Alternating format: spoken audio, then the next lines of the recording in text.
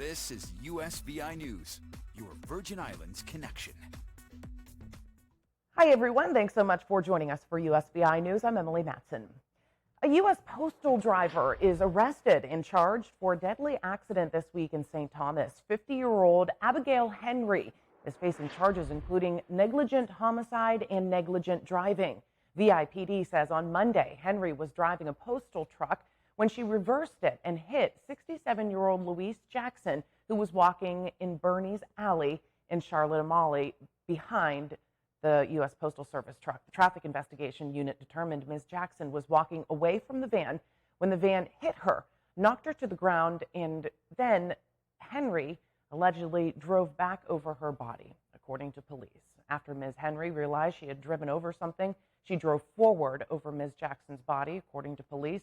The victim died from her injuries. The COVID rate in the territory has fluctuated over the last several weeks, and it's now down to about 300 active cases. Our USVI News, Ali Born-Vanek, has a check of the active COVID cases territory-wide and brings us some new information from the Office of the Lieutenant Governor.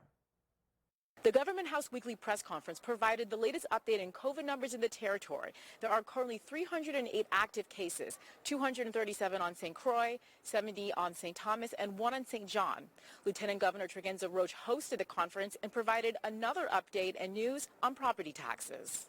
I have some important non-COVID related news for all of you this afternoon before we close. I would like to take a moment to address recent inquiries made to the Office of the Lieutenant Governor, the Real Property Tax Division, regarding increases in tax bill amounts and other concerns. The distribution of the 2022 property tax bills has begun, and tax bills are being generated by a new billing and collections system which was recently implemented during the month of May. The new system will result in the overall improvement of the collection system and increased revenues to our government.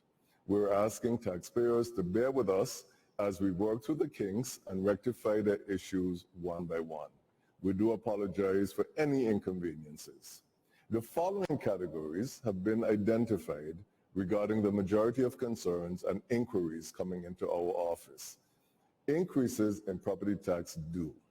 Some properties have been reassessed based on improvements to the property over the period 2018 to 2022, verified through OLG, Office of the Lieutenant Governor field inspections, and on sales data reflecting the value of property sales in their area. Any reassessment would result in an increase in the assessed value of a property. The new system is capturing this assessment data that may not have been factored into a prior year's billing. For more information on property taxes, you could reach out to the Office of the Lieutenant Governor. In St. Thomas, Ali Born-Vanek, USVI News. Meantime, in a major step in the fight against coronavirus, advisors to the FDA have unanimously voted to recommend authorizing the use of the Pfizer and Moderna vaccines for kids as young as 6 months. That's about 18 million kids, and as Meg Oliver reports, it could be a game changer for parents, too. For mothers like Laura Holm, gaining access to COVID shots for the nation's youngest children will bring a sigh of relief. How frustrating has it been to have one child who's vaccinated and one who's not? Very, because the goalposts have continued to be moved for the younger kids. Holmes' 8-year-old Charlotte is already vaccinated, but she feels her 4-year-old Catherine has been left behind. Once she's fully vaccinated, maybe we don't have to wear a mask when we go to church, or maybe we don't have to mask when I run into the store. Not everyone shares her excitement. A recent survey found that just 18% of parents with children under 5 will vaccinate their kids when the shots are authorized. 38% plan to wait and see, and 27% say they will not get their children vaccinated at all. But pediatrician Colleen Kraft says shots for the under 5 crowd are critical, not just to protect them, but their families too. It's a much better shot at decreasing the risk of transmission to other people and mutation of the virus for the future. Get my thoughts aside. 4-year-old Astrid Pearson received the vaccine as part of Pfizer's clinical trials. Her mother, Andrea, says it's been life-changing. She started doing swim lessons, which has been great. She's been able to come with me to go grocery shopping. She's also gotten to participate in ballet with some of her friends, and it's just really opened the door for her to have a much larger, enriching experience in life. The CDC is expected to follow the FDA with a formal recommendation over the weekend. If that happens, shots could be available as early as next week. While the heat in the Virgin Islands is, of course, nothing new and not an inconvenience for many, on the mainland, more than 100 million Americans are under heat alerts this week, and the high temperatures can be dangerous, even deadly, if you're not careful. But heat illnesses can be prevented. Mandy Gaither has more on how to avoid them. High temperatures plus high humidity, a potentially dangerous combination. Obviously, summer is the season for heat emergencies. Heat illnesses range from mild to severe. The most common are heat rash, where your skin becomes irritated and red, heat cramps, painful spasms in your muscles, heat exhaustion, which is characterized by heavy sweating and a fast, weak pulse and rapid breathing, and heat stroke, which can be life-threatening. That's when the body loses the ability to regulate its heat. Symptoms of heat stroke include a quick, strong pulse, dizziness, fainting or loss of consciousness, slurred speech and altered mental state, nausea, and dry, red-hot skin. If a person has these symptoms, call 911 immediately. Don't wait to help them, says Dr. Thomas Waters with Cleveland Clinic. The amount of damage, can be worse the longer the person is overheated. So you want to start cooling someone as soon as you identify that there's a heat stroke problem. Coating them with water to allowing that to evaporate and dissipate heat, but also ice packs are good.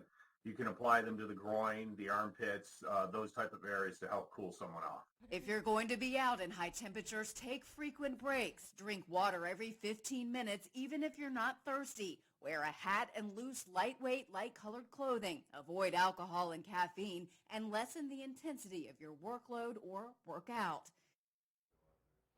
The Cleveland Clinic says people 65 and older are at a higher risk of heat illness, even if they are not exercising. Experts suggest checking in on them twice a day when the temperatures are extremely high. Millions of Americans will hit the beaches this summer, but those crowds can also cause harm to the local marine life. Michael George visited an animal rescue to find out how we can all play a part in protecting our beach life. This adorable seal pup is getting a second chance at life after his neck got tangled in a fishing line. This seal is a male gray seal, so he's going to get up to 900 pounds. Maxine Montello is the program director at the New York Marine Rescue Center. She says seals, dolphins, and sea turtles are impacted every year by people. Boat strikes alone killed dozens of manatees and whales. In April, beachgoers in Texas reportedly pushed a beach dolphin back into the water and even rode it. The dolphin died. It can be life or death if you push an animal. If it's a dolphin that can't swim on its own, it could eventually drown, and that's actually more painful for that animal. Unfortunately, a lot of these injuries are caused by people who think they're helping. This injured seal was spotted by someone, and he actually picked her up and put her in his truck to drive her to a rescue center. Experts say that's something you should never do.